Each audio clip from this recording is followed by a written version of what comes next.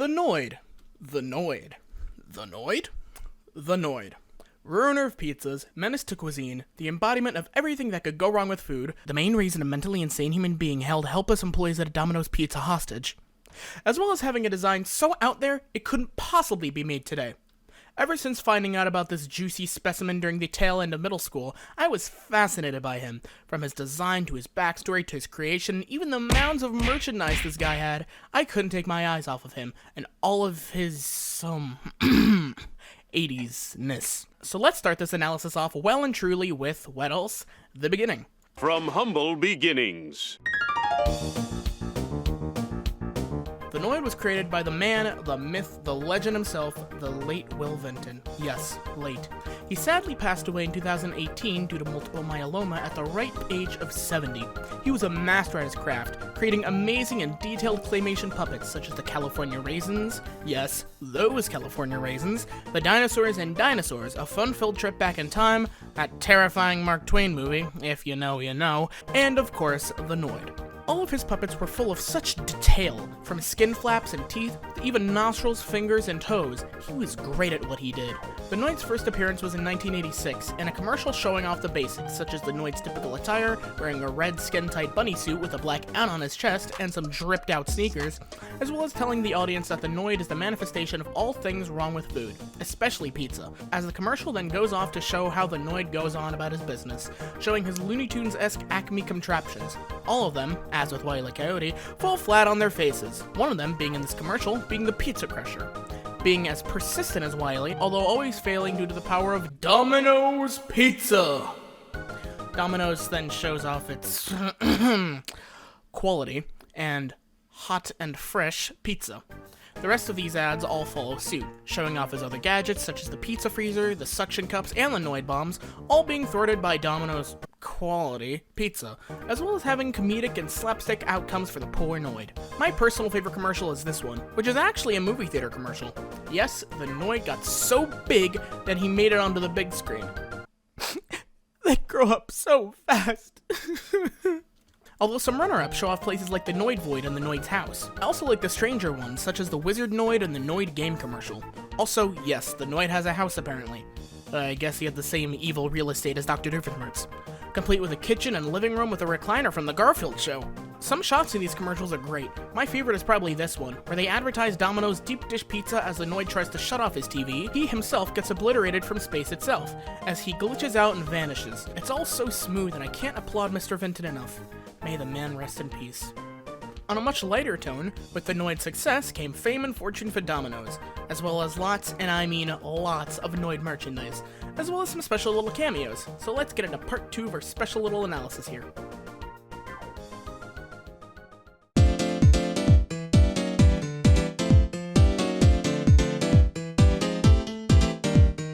So finding the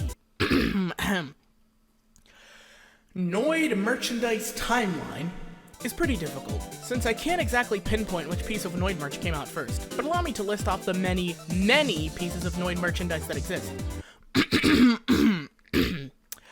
There are plush toys, glass hangers, bendy figures, toy cars, t-shirts, which are on my wish list. I mean, look at this bodacious 80s-ness. The Noid credit system, yeah, MasterCard, Discovery, Visa, pfft, get that trash out of here, we got that Noid stuff. Pins and buttons, a portable pinball toy, action figures, frisbees, paper clips, finger puppets, masks, Mardi Gras doubloons, 2 comic books, which I'll get into later, drinking glasses, tank tops, playing cards, pencils, auto shades, a Funko Pop, which I have, water balloons, posters, of which I have 1. My mother must be very proud of me. A painter's hat, erasers, mascot costumes, which is shown off in a Toys R Us commercial, rest in peace, multiple cameos, and even 4 video games. Yes, you heard me right, 4. You might be thinking to yourself, wait a second, I thought there was only one Noid game. JonTron made a video about it. It was called Yo Noid. Well, you were right about that, but there's a little bit more to the story that meets the eye. But before we get there, let me briefly talk about the cameos the Noid had.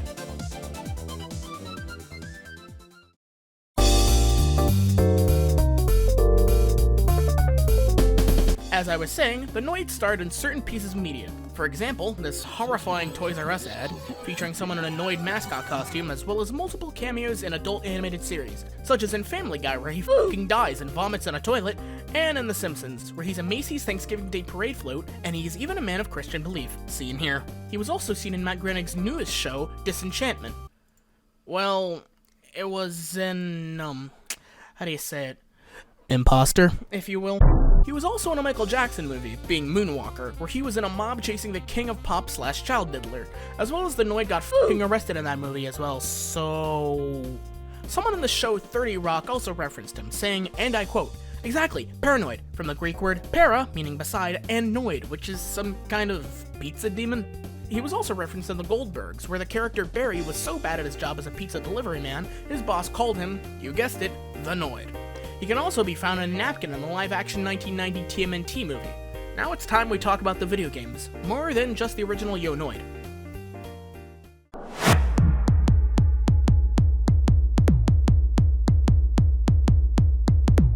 Now, before Yo Noid even came out, a game for DOS came out, named simply Avoid the Noid, which is the slogan for Domino's Pizza. Although, in reality, why would you want to avoid a, specimen as himself?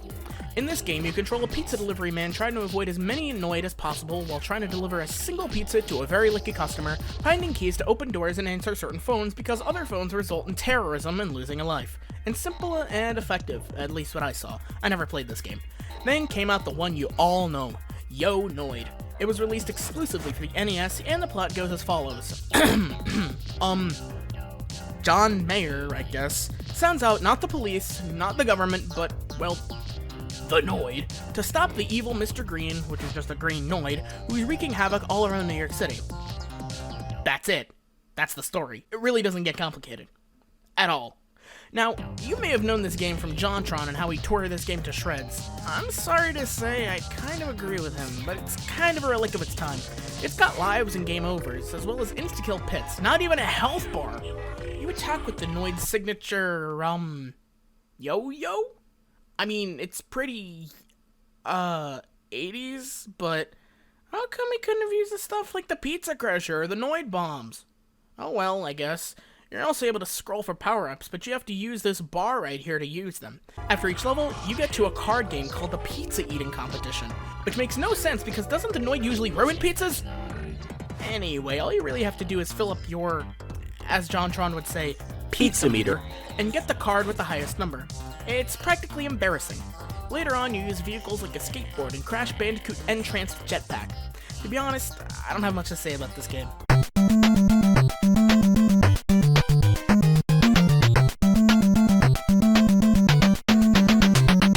I never exactly got past the first level, to be completely honest.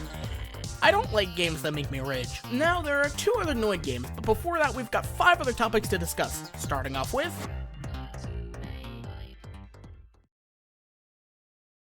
Now, this is Doig. Doig was apparently supposed to be a sidekick for the Noid in certain commercials, but was cut for unknown reasons. I like his design, but that's kinda it. Next topic. Now, the Noid was so big, he was supposed to get a TV show, as well as Chester Cheetah of Cheetos fame. Now, the show was apparently going to star multiple colored Noids going on possibly pizza-related misadventures. Now, unlike the Chester Cheetah show, the Noid show never really got its footing besides the concept phase, as the Chester Cheetah show actually had storyboards and character sketches, but like the Chester Cheetah show, they both got cancelled due to being basically advertising ploys disguised as TV shows. Now, let's get back to the comics.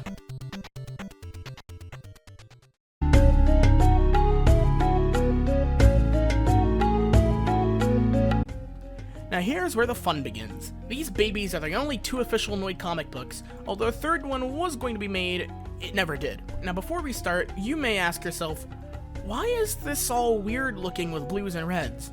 Well, for some bizarre reason, these comics had to be read with classic 3D glasses.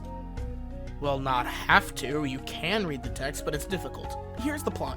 Here is a Noid. He is a part of a generation of Noids, but he is a failure, as he has failed mission after mission, getting yelled over and over by his boss? His name is, Mondo Rotundo? What? This was never shown in any lore prior. And I should know. Anyway, big ol' cheesy gordita crunch here tells the Noid that he's a failure every time he tries to ruin a single morsel of food, and that his ancestors, showing off some Noid lore, as it goes from the Stone Age, showing off the Neandernoid, to the Cro-Magnoid, to even the French Revolution, Old Rome, and even the court of Henry VIII. Hey, the Noid does get his stuff from Acme. What do you know? Anyway, the Noid in modern day is a failure to Noid kind, due to him dropping the book of which he must learn of how to be a Noid from off a mountain. You know, you could just retrieve it back from the bottom, right? Anyway, Colonel Chungus here realizes that this Noid is the only Noid they have left, so he gives him one more chance as he sends him off to superhero headquarters? Wow, the Noid media other than the ads really don't know how to portray him. They really had no ideas how to expand his reach, huh? Anyway, he gets there and tells the heroes that he's hero material by showing off this very same comic I'm reading. What? Okay, I guess this is trying to go for the Warner Bros. Animaniacs sort of fourth wall breaking humor, but it just doesn't work. It's way too cheesy and not subtle at all. At least something like, dare I say, Chowder didn't watch themselves, but there's also that car wash scene, so who am I to judge? After getting kicked out, the Noid does what he does best: prank and mess around with the heroes. After they reference Robin's death, Raid, Tim Burton, and Vanna White, he joins the supervillain squad, and that's practically the end of Book 1. Book 2 starts us back off in Big Boy's hideout. Yes, the rapper Big Boy. Definitely not this clown. As we hear poor Noid getting yelled at once again, and he is getting sick of it. He goes to college to re-educate himself on all the things he missed out on being a young Noid. What? We get to the next panel and what? Why is the Noid the professor? I thought he went to college to get educated, not to educate. After my fit of rage is over, I stomach some more pages and see the Noid terrorize the students at... Ugh, what's a matter, you? Come on. And, well, we get this gem of a panel. I never thought I'd see the Noid as a femboy, but here we are. What a time to be alive. After getting some attention, he joins a frat, and when he spills that he's never been to a high school before, he gets kicked out of it. End of story 1. You heard me right. Story 1. There's a second story in this book, and it's completely different. The second story starts us off in the Noid's abode as Fister, the fat boss guy's henchman, comes into his house out of nowhere to tell the Noid of a hidden temple full of Noid secrets. Yeah, I forgot to mention Fister because he's practically useless up until this story. Also, saying Fister out loud makes me feel... sick. Anyways, Fister has shape-changing abilities now. Deal with it. After some meandering and an Indiana Jones reference, it turns out this whole trip was a ruse due to the temple having its secrets stolen. And that's it for the Noid comics, and well, they suck. I mean, there was going to be a third one. Hell, there's concept art for the cover art, but it never came to be, and I kind of think that's for the better, because what they had here disappointed me tenfold. The jokes are way too cheeky and on the nose, and I kind of get what they were trying to do here with the Warner Brothers style of humor, due to it being popular at the time with the likes of, again, Animaniacs and Freakazoid, but it just falls flat on its face, not being funny, but being incredibly annoying. The parodies are dumb and not funny. The characters are cartoon cliches we've seen time and time again. The 3D was just slapped on there for no reason, and there are strange plot holes. So yes, there's a lot to not like about these comics, but hey, at least they're cool collector's items. And are best to look at from a distance. Now, it's time to talk about the topic I've been dreading. It's time to talk about... On January 30th, 1989, Kenneth Lamar Noid, a mentally ill man who thought the ad campaign was a personal attack on himself, entered a Domino's restaurant in Chamblee, Georgia, armed with a .357 Magnum, and held 2 employees hostage for over 5 hours. After telling the employee that the Domino's owner Tom McGohan had stolen his name, he forced them to call Domino's headquarters and demand $100,000 and a white limousine as getaway transportation. After offering to exchange one hostage for a copy of The Widow's Son, Noid reneged on his offer after a police officer brought him the book. Noid eventually became hungry and forced the employees to make him 2 special pizzas. While Noid ate the pizzas with his gun on his lap, the hostages escaped. Noid surrendered to the police shortly after. 2 shots were fired by Noid during this incident, and afterward, Police Chief Reed Miller told reports, "He's paranoid, he's very irrational, and he's very hard to talk to." Noid was charged with kidnapping, aggravated assault, extortion, and possession of a firearm during a crime. He was found not guilty on a reason of insanity. Noid spent time in a mental institution, but committed suicide on February 23, 1995. This incident has been insinuated to have caused Domino's Pizza to discontinue advertising using the Noid as their mascot, though this has been rejected by the company and advertisers. Another reason as why the Noid hasn't been used for a long time is due to Domino's Pizza not using their pizza delivered in 30 minutes or less advertising ploy, which the Noid was used in for a very long time. There was a silence of Noid business for a long time, but there were small things having to do with the Noid for a while, such as the Facebook game, which was just a shooting range with the Noid in it, and this commercial, which had this part in it. We gave Brad a date with the Noid. Was there really a gleam of hope? We all had to wait until 2021.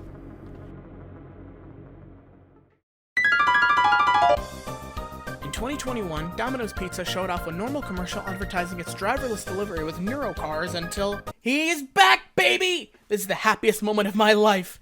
And if the Noid returning is the happiest moment of my life, then I must have a very sad life. In this commercial, they referenced Yo Noids, so that was cool, but now it's time to talk about this redesign for a second. It's strange. Instead of going for a claymation style, they go with CGI. Listen, I know that ever since Toy Story, it's now everyone's thing to do CGI with literally everyone now. Honestly, wish that they did a mix of live action and claymation, like what they did with Moonwalker, but I guess it's the thing to mix live action with CGI, so he also looks a little bit creepier than how he originally looked like. I think it's the spindly proportions in his eyes. God, those eyes are creepy. At least with the original Noid, he was charming in how ugly he looked, even though I still love him. I hope he comes back in other commercials. But now, this is the only one that prominently shows him off. To coincide with his grand return, another mascot who only recently got the reboot treatment wanted to battle the Noid, and he goes by the name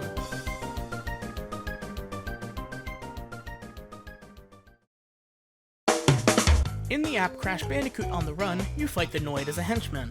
They also made a pretty funny ad. That's it. Let's move on to the part that I've been waiting to talk for a long while now. It's time to talk about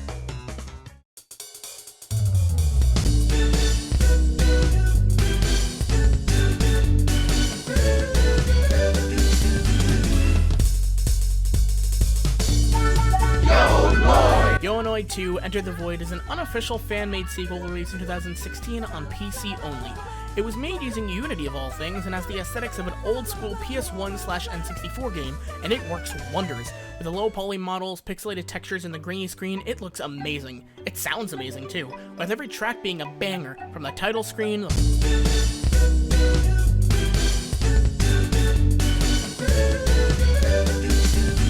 first level, which is just the first level theme from the original Yo Noid, including the level design, Pleasantette having a cheery, upbeat track which honestly sounds like a Sonic CD track,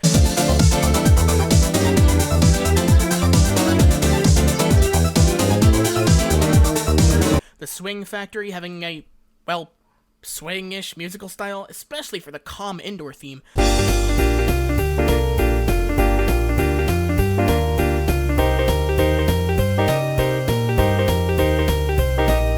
and Hell Incarnate, aka the Domino Dungeon, having a very cool ethnic drum and flute heavy theme.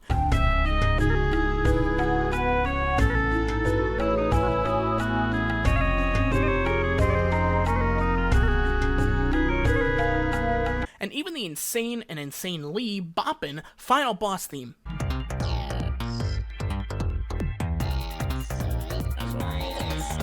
The plot goes as follows. The Noid gets his yo-yo stolen and it's up to him to get it back. That's practically it. After you get your yo-yo back, wow, that was quick, roll credit. After we get our yo-yo back, we get sent to the Noid Void, a place that has actually been seen in multiple Noid commercials, with the stop signs and all. Great attention to detail. Now, there are 3 levels, not counting the first one from Yo Noid 1, so it's a pretty short and sweet game. We start off with Planet with some killer music, a great atmosphere, a good color scheme, fun platforming. Seriously, the Noid controls too good in this game, swinging around on branches with your yo-yo, and even a part where the Noid gets suffocated in fumes and dies. He ends up on a planet. Yes, we're playing Super Noidio Galaxy now, and we have to collect 5 keys. After we do that, Planet is finished. It's time to go to the Swing Factory. This level's pretty good too. It, of course, makes you use your yo-yo to, well, swing. Lots more than any other stage, which makes it pretty satisfying and scary to be up in such high places. There are fun crate-pulling puzzles, as well as wall climbing and jumping segments. After a fun obstacle course of just swing hooks and a tall wall to jump across, we only got 1 level left and... oh boy. It's practically the bane of my existence. I have a very bad past with the Domino Dungeon. I'm a high school senior as of making this video, and I couldn't finish this level and rage quit when I was in the tail end of middle school. Talk about difficult, which it definitely is. The level even starts off with a pineapple guy telling you to stay away from this level, unless you want a challenge. They knew this level was hell.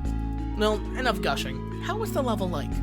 After you unlock the starting room, you get plopped into a central room with a giant rotatable platform which you have to rotate yourself. You have to get keys to unlock each and every other room, each with their own platforming puzzle. From flipping switches to make platforms come closer or farther away, to wall running, to pull a lever to pull out some grapple hooks to make you cheese this tower. Get it? Because Pete's... You have to make this gate open. But how? Well, you have to pull this lever contraption from the other side of the level to open it, but since it moves the other way from when you pulled it, it's timed. But as soon as you do, you have to rotate the platform to get there, and make sure you let out the hooks because you'll have to deal with the hell I endured in middle school. What I do now is wall run right between these corners and let my yo-yo out to attach this hook right here. What I tried to do originally was wall run all the way here, try to jump off these very thin walls, then try to attach these hooks here, which made me waste so much time, I could practically hear the gate close from down there. This level was hellish, I tell you. But I finally beat it, and, well, the ending is very, very strange. You fight Noid 2 spoilers. Jump to this time card if you even care, but if not, continue on. Mike Hatsune. Hatsune Miku's non-canonical father. Yes, that Hatsune Miku. Japanese pop music Vocaloid sensation. What the f- Okay, so you confront him and his awful puns and vocal noids. No. In order to fight him, you have to do a Mario 64 Bowser and spin these dice around with your yo-yo back at Mike, all the while dodging blue spots on the dance floor, which electrocute you and make you lose grip on the dice. After 6 hits, you beat him and basically die. The end. Is what you'd think. You actually get New Game Plus, at least in the Game of a Year edition, which is what I played on. You get to play as Mr. Green, the Luigi to the Noid's Mario, having a very high and cheesable jump, making you basically break the Domino Dungeon, which is very cathartic. After finding all the pepperonis and pizza chickens you've seen in this footage for both files, you unlock Crust 40. I like the reference, which is basically Sonic Noid, going very fast and making small platforms basically impossible to get on and off of. And when you 100% that, you get Cappy. Not that Cappy. Or as I like to call him, B-Noid. He has different physics and goes Noid every time he does anything. It's strange, but hey, the whole game is weird. The last thing you get is the vocal Noid. Yay, about time. It has a very funny auto-tune voice, and that's saying a lot, because the normal death voice sounds like this. And, well, after 100%ing the whole game, you get this.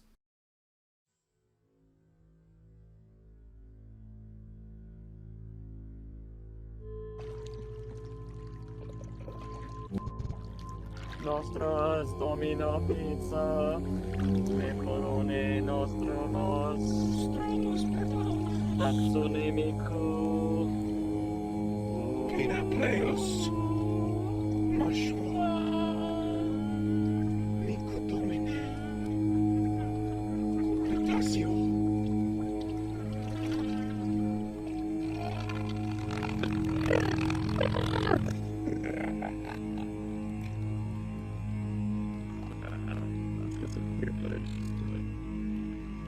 Overall, Noid 2 is very good. I highly recommend it.